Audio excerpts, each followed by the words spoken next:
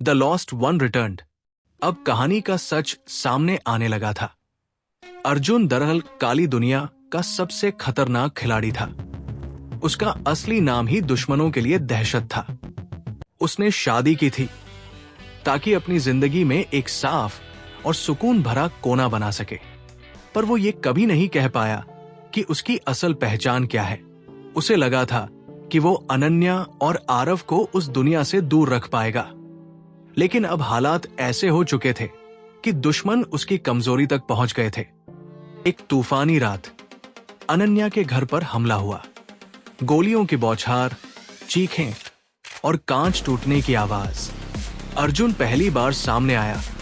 अनन्या हैरान रह गई। अर्जुन, तुम जिंदा हो?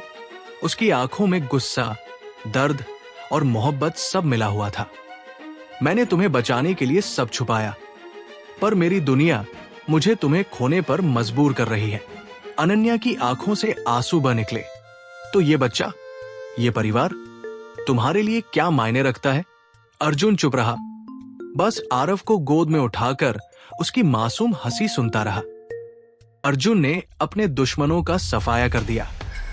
खून से लथपथ लेकिन जिंदा अनन्या ने उसे थाम लिया। तुम हमें छोड़कर फिर कहीं नहीं जाओगे, समझे? अर्जुन ने उसकी आंखों में देखा। उसके चेहरे पर पहली बार कोई डर नहीं था, सिर्फ मोहब्बत। आरव उसकी ओर हाथ बढ़ाकर हंस रहा था। अर्जुन ने बेटे को सीने से लगाया और बोला, अब मेरी दुनिया यही है, तुम दोनों। कसम है अनन्या, अब मैं अंधेरों से बाहर आऊंगा। अनन्या की आंखों से आंसू बह निकले, लेकिन इस बार वो आंसू डर के नहीं बल्कि सुकून के थे।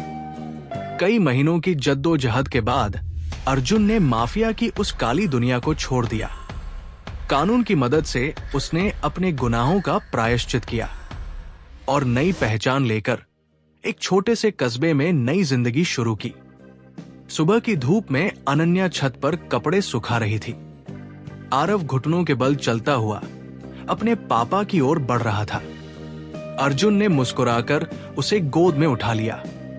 अनन्या पास आई और कहा, अब डर नहीं लगता, क्योंकि मेरे पास दो सबसे बड़े सुपर हीरो हैं। एक मेरा बेटा और दूसरा उसका पिता। तीनों साथ खड़े थे, पंछियों की चहचहाट और सूरज की किरणों के बीच। वो अधूरी कहानी अब पूरी हो चुकी थी।